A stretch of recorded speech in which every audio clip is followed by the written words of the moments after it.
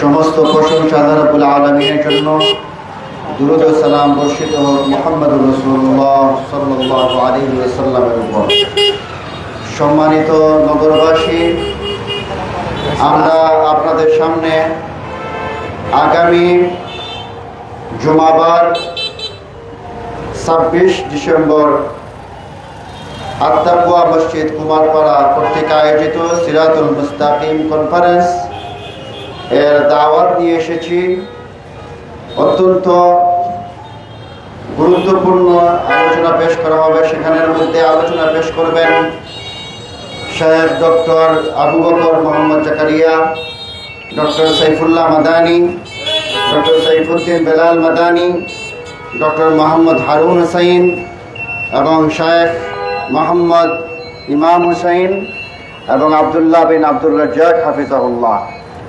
আমরা আপনাদের সামনে আমন্ত্রণ জানাই, আপনারা উক্ত মাহফিলে উপস্থিত হবেন এবং কোরআন, এই সমস্ত আলেমরা কোরআন এবং সুন্নাহ থেকে মানুষদেরকে কোরআন এবং সুন্নাহ থেকে মানুষের সামনে আলোচনা পেশ করে থাকেন এবং মানুষকে যাতে শিরিক থেকে বেঁচে থাকে, বেদাত থেকে বেঁচে থাকে, এর আহ্বান করে থাকেন।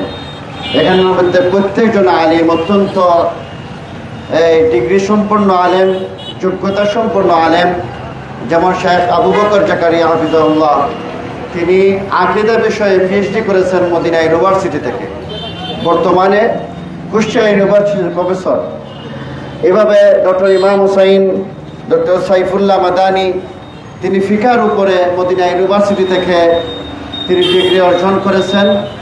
এই জন্য এই সমস্ত আলেম যারা কোরআন এবং সুন্নাহ থেকে মানুষকে দাওয়া দেন, এই সমস্ত আলেমদের কথা শোনা উচিত। আমরা আহ্বান করব।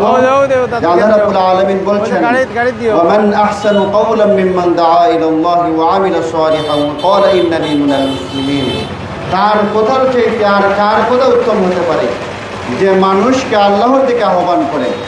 এই সমস্ত আলেমরা মানুষকে আল্লাহর দিকে আহ্বান করে, কোনো তন্ত্র মন্ত্রর দিকে আহ্বান করে না, মানুষের মন গড়া মতবাদের দিকে আহ্বান করে না, মানুষ তার দিকে আহ্বান করে না, তার মুরিদ হওয়ার জন্য আহ্বান করে না, যে শুধুমাত্র কোরআন এবং সুন্নাহর দিকে আহ্বান করে। এই জন্য এই সমস্ত আলেমরা যখন কথা বলেন, প্রতিটা কথার কোরআন এবং হাদিস থেকে দলিল থাকে, রাসূলুল্লাহ সাল্লাল্লাহু আলাইহি ওয়াসাল্লামের জীবন আদর্শ থেকে দলিল থাকে যে রাসূলুল্লাহ সাল্লাল্লাহু আলাইহি ওয়াসাল্লাম তিনি কিভাবে কোন কাজটা করতেন, এইগুলা বর্ণনা এই সমস্ত আলেমরা করে থাকেন। এই জন্য আমরা আমরা রাসূলুল্লাহ সাল্লাল্লাহু আলাইহি ওয়াসাল্লামকে সর্বোচ্চ ভালোবাসি। আর সর্বোচ্চ ভালোবাসার প্রমাণ এটাই, জীবনের সর্বক্ষেত্রে রাসূলুল্লাহ সাল্লাল্লাহু আলাইহি ওয়াসাল্লাম আমাদেরকে যেই পদ্ধতিতে আমল শিখিয়ে গেছেন, যে এইভাবে আমাদেরকে ইবাদত শিখিয়ে গেছেন, মুআমালা শিখিয়ে গেছেন, বিবাহ শাদী কিভাবে করতে হবে, লেনদেন কিভাবে করতে হবে, উঠা বসা কিভাবে করতে হবে, যেইভাবে শিখিয়ে গেছেন, ঠিক এইভাবে আমল করা, এইভাবে অনুসরণ করা, এটাই রাসূলুল্লাহ সাল্লাল্লাহু আলাইহি ওয়াসাল্লামের মহব্বতের দাবি। সাহাবায়ে কেরাম রাসূলুল্লাহ সাল্লাল্লাহু আলাইহি ওয়াসাল্লামকে পুঙ্খানুপুঙ্খভাবে অনুসরণ করতেন। যেখানে যেই কাজ করতেন সাহাবায়ে কেরাম রাসূলুল্লাহ সাল্লাল্লাহু আলাইহি ওয়াসাল্লামের অনুসরণে, তখন সেইভাবে ঠিক সেই কাজটা করতেন। এই জন্য যেহেতু আমরা রাসূলুল্লাহ সাল্লাল্লাহু আলাইহি ওয়াসাল্লামকে জীবনের চাইতেও বেশি ভালোবাসি, আমরা মা বাবার চাইতেও বেশি ভালোবাসি, আর আমাদের আত্মীয় স্বজন সবাই চাইতে যেহেতু রাসূলুল্লাহ সাল্লাল্লাহু আলাইহি ওয়াসাল্লামকে বেশি ভালোবাসি। আর ভালোবাসার নিদর্শন এটাই যে জীবনের সর্বক্ষেত্রে রাসূলুল্লাহ সাল্লাল্লাহু আলাইহি ওয়াসাল্লামকে অনুসরণ করতে হবে। কারণ আল্লাহ রাব্বুল আলামিন বলছেন, ওয়ামা আতাকুমুর রাসূলু ফাখুযুহু ওয়ামা নাহাকুম আনহু ফান্তাহু। যে রাসূলুল্লাহ সাল্লাল্লাহু আলাইহি ওয়াসাল্লাম তোমাদের যা দেন তা গ্রহণ করো এবং তুমি তার যা নিষেধ করেন তা বর্জন করো। এবং কোনো মুমিন নারী এবং কোনো মুমিন পুরুষের অধিকার নাই, ইখতিয়ার নাই।